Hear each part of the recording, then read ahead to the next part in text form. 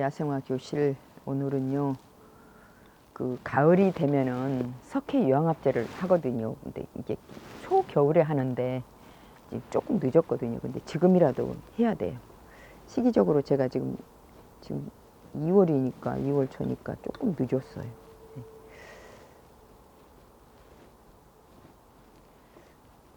이거는 장수매 그 매화나무 매화꽃까지 이게 찔레꽃과 몽땅 다 이런 것들은 다 근두에 걸려요. 근두에 잘 걸려요. 가지를 막 시기 안 가리고 막 가지를 잘라준다거나 그래도 근두에 걸려요. 그다음에 뭐 때문에 그런지는 모르겠어요. 현재까지 뭐 때문에 그런지는 모르겠는데 너무 분갈이 안 해줘도 걸리고. 근데 이게 석회영합제를 이게 석회유황합제거든요. 이렇게 판매하는 거 일반적으로. 근데 이거를 저는 컵에다가 지금 종이컵에다가 이렇게 따라서 안전하게 쓰기 위해서 이렇게 종이컵에다가 이렇게 따라서 양을 적당한 크기 그릇에다가 하나 따라서 얘를 넣고 물을 한 2배 정도 넣었어요. 이거는요. 2배 내지 3배인데 2배 정도 넣었어요. 근데 원액을 하시는 분이 많거든요. 원액은 좀 데미지가 많이 가요. 잘못하면은요. 그래서 이렇게 휴지로 말아서 신문지보다는 얘가 더 좋더라고요. 물을 이게 잘 먹어요. 이게 석회영합제.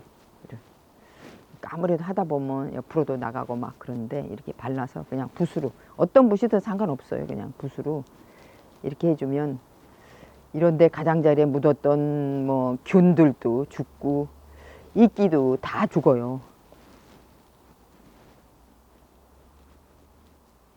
이끼도 죽고 지금은 뭐 별로 이렇게 세세히 속에 들어간 거 이끼들 이런 거 일일이 다 못 빼주니까 이렇게 발라주면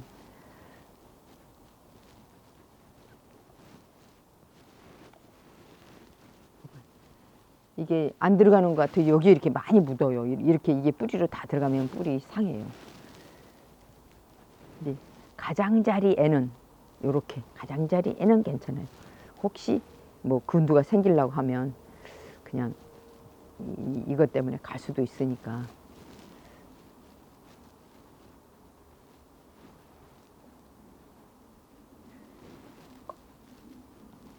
이 적장수매가 연중 꽃이 피니까는요, 이게 지고 또 형성돼서 또 피고 그래요. 그래서 키우기가 굉장히 좋아요. 얘가 일명 분재를 위해서 태어난 나무라고 그래요. 분재계에서는.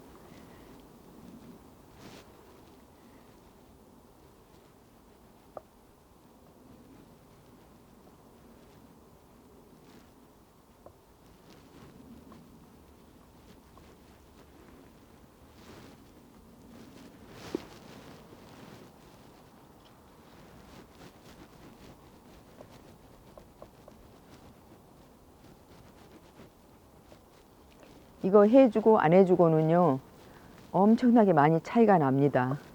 석회영합제를 해줘야 벌레가 덜해요. 이게 진드물도 덜 생기고 다른 벌레 또는 뭐 줄기충도 여기 있을 수 있어요. 그다음에 또 뭐 제가 이름 잊어버린 뭐 무슨 벌레들 많은 것들을 막 있어요. 이름이 생각이 안 나네.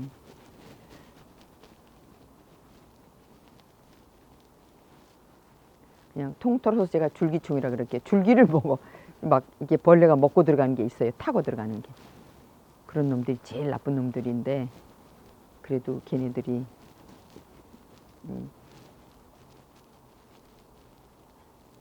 벌레가 있어야 건강한 사회라 하니까 건강한 자연이래요. 걔네들이 있어야.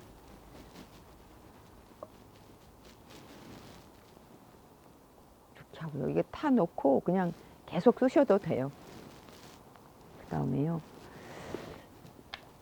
이거는 석회영합, 이거는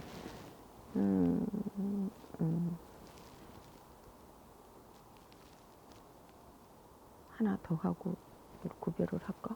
그냥 이거는요, 뭐냐면 모든 나무에 다 할 수도 있는데 얘는 황피 느릅이에요. 황피 느릅을 제가 새끼 친 거를 딱 도려내서 심었더니 이렇게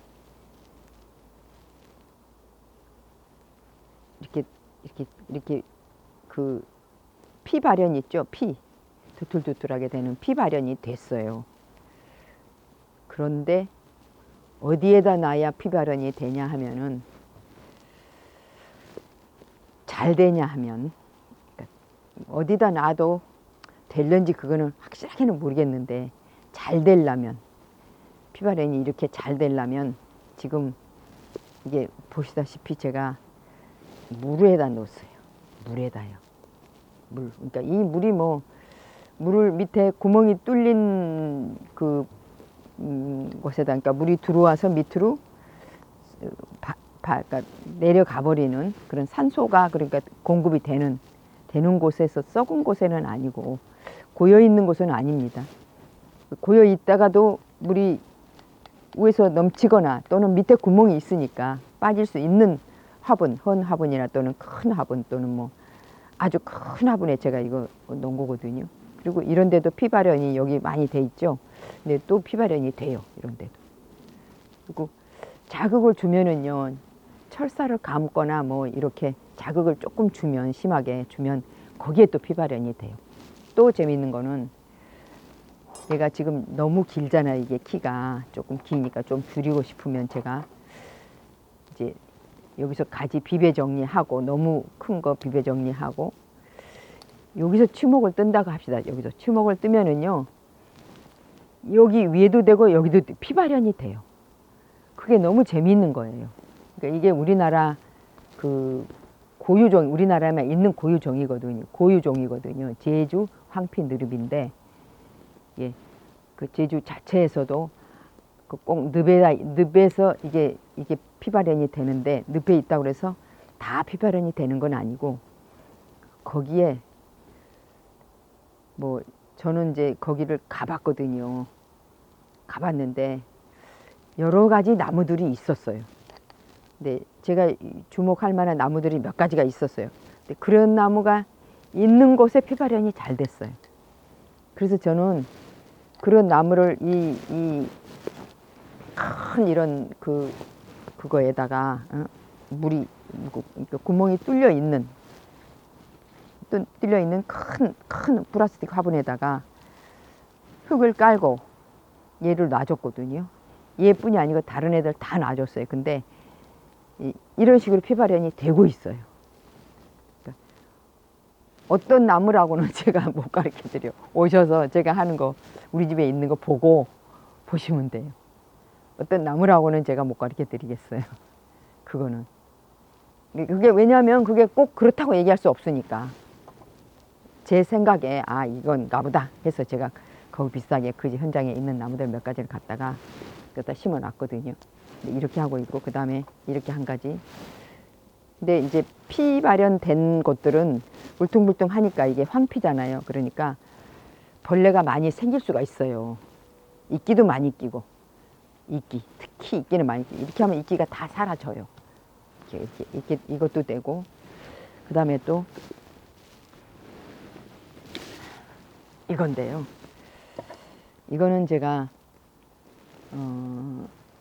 이렇게 해보고자 해서 이렇게 요렇게 이제 탁 할 거거든요. 이렇게 근연형으로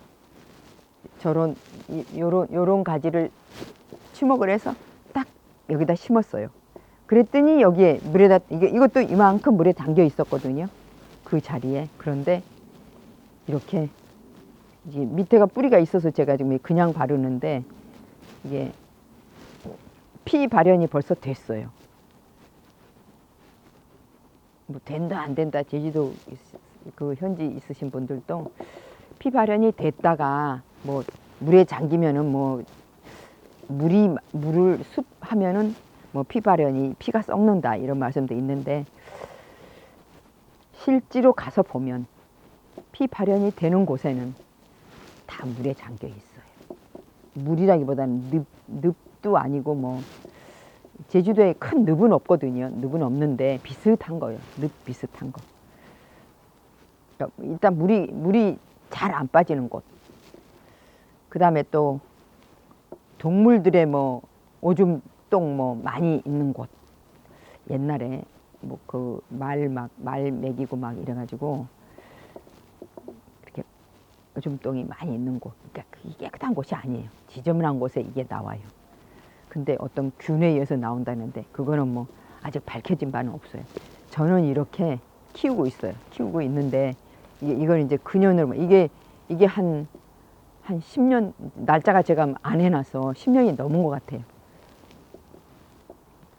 하다 보면 10년이라는 세월이 금방 지나가요. 저도 진짜 제가 이렇게 오래 이 분재를 하리라고 생각을 못하고 분재를 시작했는데 좋아서 그냥 쫓아다니다 보니까 이렇게 됐어요. 이렇게 이거 이제 이렇게 묻어서 이걸 이렇게 세우면은 또 다간이 되죠. 이렇게 해서 다간으로. 이렇게 젊은 사람들이 혹시 이렇게 키운다면 제가 도움 얘기는 드릴 수 있어요. 그리고 이런 소재들이 세계로 나갈 수도 있어요. 왜냐면 우리나라밖에 없으니까 이 나무가. 우리나라밖에 없어요. 근데 이렇게 다간을 키울 수 있는 기회가 우리나라밖에 없잖아요. 그 뭐 애기 느릅이라고 막 잘 터지는 그 일본종이 있거든요. 근데 그거는 피가 깨끗하지가 않아요. 피가 재미없어요. 피가 지저분해요. 그건 잘 터져요. 당장에는 좋은데 그건 오래 가지는 못해요. 오래 키울 수는 없어요. 얘는 오래 키울수록 피가 예쁘고 피가 다 만일에 벗겨져도 또다시 형성이 됩니다. 그래서 가능성이 있는 나무, 우리나라 젊은 사람들, 분재 학도들에게 이게 좀 가능성이 보이는 나무예요. 이게 세계적인 나무로 만들 수 있는 가능성이 보이는 나무. 그 다음에 제가요, 이것도 황피느릅인데요. 똑같은 황피느릅인데 보통 황피느릅이 다 자연에서는 이렇게 똑바로 돼 있어요. 자연에서는. 근데 손은 안 대고 키운 거니까. 근데 저는 이렇게 똑바로 돼 있는 나무 등거리를 그 산책꾼들이 산책해다가 파는 거를 제가 산 거예요. 사서 그 원래 산책꾼들이 판 것들은 중간중간에 황피가 있는데 제가 그 소재가 있기는 있는데 너무 크고 무거워서 못 가져왔는데 중간중간에 있어요. 피가 터져 있어요. 쭉 터져 있으면 좋은데 중간중간에. 그래서 그거를 제가 추목을 한 거예요. 추목을 해서 만들어서 이게 아마 한 20년은 되지 않았을까 싶습니다. 그러니까 20년 전부터 제가 이거를 관심을 가지고 했죠. 이렇게 이제 이게 해주면은 가지를 받고 이렇게 피가 터 가는 거예요. 올라가는 거예요. 터서 지금. 그러니까 1, 2년에 되는 건 아니에요. 분재는 느림의 미학이라고 그렇게 쉽게 빨리 뭐 되고 뭐 이런 거 그런 거 아닙니다. 분재 그럴 거 원하시는 분들은 분재 침해하시면 안 돼. 다른 쪽으로 가셔야 돼. 뭐 우리나라 뭐 핸드폰 이런 거 막 엄청나게 막 빨리 돌아가죠.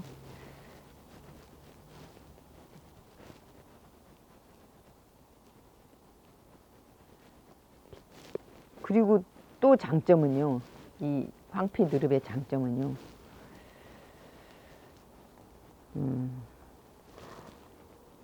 중간에 가지를 자르면 취목을 하면 여기서 다시 피가 나온다는 거 정확하게 나옵니다. 그때 저번에 제가 그때는 피가 나온다는 거 보여드린 적 있어요. 오늘은 제가 안 갖다 놨는데 소재를 다 준비를 해야 돼요. 그런데 이렇게 지금 피가 이런 데가 피 발현이 되고 있어요. 이거는 철사 자국인데 거기가 피 발현이 돼요. 피가 발현이 되고 있어요. 되면서 이제 안 되는데 조금씩 있어도 보기가 좋더라고요. 그리고 이게 피가 지금 처음에는 이 상처가 엄청 컸는데 점점 작아져요. 아마 몇 년 후에는 이게 없어질 거예요. 실제로 없어진 나무가 있습니다. 제가 한 15년 된 상처를 이렇게 많이 아무려가 이렇게 치료를 했는데, 치유를 하면서 이렇게 비료를 좀 잘 주고 그랬더니 거의 치유가 됐어요. 이렇게 황피 느릅이에요. 이게 제주 황피 느릅인데 우리나라밖에 없는 거라서 귀중한 보배죠. 근데 단점은 머리에서 이런 데서 침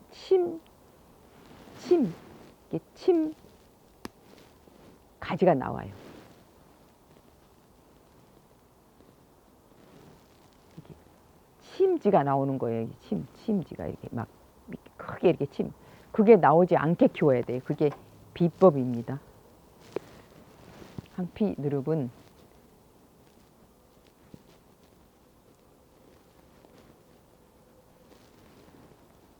침지가 나오지 않게 키우는 거.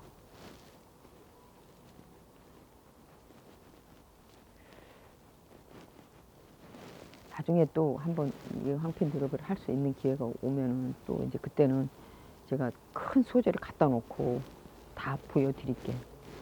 이렇게 하고 있는데 저희 집에 오시면 뭐 이거 소재 다 있으니까 제가 실험하고 있는 것을 보여달라면 그거는 못 보여드리죠.